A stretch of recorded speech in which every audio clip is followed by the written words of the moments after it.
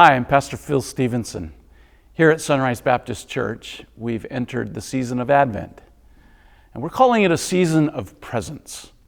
Not the presents that we put under the trees, but a season in which we celebrate Emmanuel, God with us, the presence of God. And we'd love to have you come and join us as we enter into this season in which we explore what it means to live life with Emmanuel, with Jesus, the one who came at Christmas to bring us the presence of God's hope, His joy, His peace, His love, and the light. So we'd like to invite you to come and be a part of this season of God's presence with us here at Sunrise Baptist Church. I'd like to invite you now, just take a few moments and watch this conversation that we had on a Sunday morning with one of our good friends, Dean and Kim Hahn. As we focused on God's hope and His intervention in our lives, they were able to share from their story the impact that God's hope has had on them as they've walked through a season of darkness. I want to thank you guys for being willing to share in front of us all this morning about God's hope. I'm wondering if you could just start with just a little bit of a backstory, a little bit of some background maybe about why God's hope has been significant. So fill us in, if you would, if we could start there. Hi. As many of you know, in December 2018, I had a massive hemorrhagic stroke that affected my right side. Since that time, I've had lots of different types and periods of therapy to relearn a lot of the basics. I still struggle with doing things a little wonky. Walking is challenging, as you can see. I cannot use my right hand, and when I am tired, my speech gets very interesting. Dean and I will both be quick to share that we have had a lot of blessings that have come with this stroke. I have a sign that I have in my living room that I can see from my favorite chair that says, "Be still." Something that was very difficult for me to practice, but something God has helped me with immensely the past 4 years. While we have tried very hard to focus on God and the blessings that He has given our family since the stroke, I have had very dark periods where Satan will struggle with my confidence in God and try to distract me from the blessings God has given me. Satan loves to get me to concentrate on all the things I've lost. The past few years, I have chosen a word of the year that I focus daily on. My word for this year, coincidentally, was hope. One of my reasons for choosing this word for this year was I knew that in February I was scheduled to go to Mayo Clinic in Minnesota and have 2 very intensive surgeries that would help with the use of my right hand, arm, and leg. There are a lot of ifs with these types of surgeries. You always hope for the long shot improvement, but when we are daily trying on living in God's hope, Satan is going to work just as hard as he can to feed you with hopelessness. There were small improvements from the surgeries, relief of some chronic pain that I had, but a lot of work too. As the months went past this year, I found that the struggle between God's hope and Satan's hopelessness more often was pulling me into the dark. I was pretty quiet about how intense the struggle was getting. Since my stroke, I've also been dealing with a lot of pain in my right hip, my bad hip. Finally, in mid-September, I saw a surgeon who told me that I needed a total hip replacement. And as luck would have it, guess what? He had an opening in 2 weeks. So, surgery went fine, and I began the process of learning for the 4th time in my life how to walk again. Satan kept working on me during the weeks after the surgery. And one day I very clearly heard Satan telling me that yes, people love me, but if I was no longer here, my family and friends would be okay. They would get over my loss, and I wouldn't have to work so hard every day anymore. That day, I began to plan the next 2 days on how to end my life the most efficiently. I'm a big planner and researcher. The third day, I carried through with my plan to end my life. I knew Kim had been struggling. She had completed hours upon hours of occupational therapy, physical therapy, speech therapy, biofeedback therapy, corrective surgery at the Mayo Clinic, leading to more PT. Most recently, she had hip replacement surgery, as she said, due to damage caused by rheumatoid arthritis, which led to more PT. We both mourned the loss that occurred in 2018. She couldn't hold our grandkids, walk, move by herself, or even speak at first. Travel plans were canceled. Through hard work, healing, and God's grace, she regained many functions, but there are still huge struggles. There is still a sense of loss, a lack of purpose. As Kim said, we tried to focus on the blessings that occurred and tried very hard not to make this her identity. We both acknowledged there are many, many people who have larger challenges than what we were going through. God prompted me to come home from work a bit early that day. Not sure why, just felt uneasy. When I walked in the house, I noticed it was quiet. It took me several minutes to figure out what was happening and what I needed to do. As the ambulance pulled away, I felt an extreme despair come over me that I don't remember ever experiencing before. I felt like my world was crashing in. I literally fell to my knees. I don't cry easy or often, or really at all. I barely tear up. I think it's a Dutch thing or something. I broke all those rules that day. I kept asking, how did we get here? How did I let this happen? What brought us to this point? And I could only think of extreme hopelessness. And this is not I'm sad because it's dark and dreary outside, or yeah, I get bummed out some days.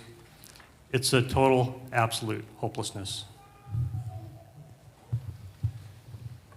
Thankfully, that's not where the story ends for you. You are here today in front of us, for which we are greatly thankful for. So what happened? How did you experience God's presence in the midst of such a dark, low, desperate place? Done a lot of thinking about that past few weeks. One passage that I ran across, that I came to, Romans 5:3-5 says, "Not only so, but we also glory in our sufferings, because we know that suffering produces perseverance, perseverance character, and character hope. And hope does not put us to shame, because God's love has been poured out into our hearts through the Holy Spirit who has been given to us." That day, God had better plans for me. God intervened in my carefully researched plans to end my life because he has another plan for me. Dean came home a little earlier that day and found me. He realized what I had done and got me the help I needed and stayed with me. While I stayed at the hospital, God sent some of those special people to be with me. Those people that Satan had tried to convince me would easily get over my loss. As I spent time with each of them, God used their words to restore that hope deep, deep in my heart. I again began to believe that God still had plans for me here on earth. God didn't intervene that day. He made me see and believe that he had intervened in my life. Yes, for me, that evening, God surrounded us with family and friends who prayed for us, spoke truth to Kim. To me, it was very evident when God's Spirit intervened and Satan let go of his grasp. We could just see the transformation. One of the I guess the Psalms that jumped in my head and is kind of resonating during that whole time is Psalm 40. I waited patiently for the Lord. He turned to me and heard my cry. He lifted me out of the slimy pit of the mud and the mire. He set his feet on a rock and gave me a firm place to stand. He put a new song in my mouth, a hymn of praise to our God. Many will see and fear the Lord and put their trust in him. Again, there was just a total shift from complete despair to one of hope. And there was a reason God had intervened and saved her. So what are you experiencing now? I mean, this is very, very fresh for you. What are you experiencing now as a result of this intervention of God and this presence of his hope that's been renewed in you? What's the results so far? As I again concentrate on hope, Psalms 33 says, "We wait in hope for the Lord. He is our help and our shield. In him our hearts rejoice, for we trust in his holy name." May your unfailing love be with us, Lord, even as we put our hope in you. In the past few weeks, I am again concentrating on and finding strength in God's words of hope. I have not been pulled by Satan back into that dark place once. Amen. He's still sniffing around. Still things that I'm aware that he is trying to sway me. But every day I still feel thankful for God's intervention in my life. I know that I need to continue to be still with my hands open, being open to new purposes God has for my life. I am not quite sure what that means exactly.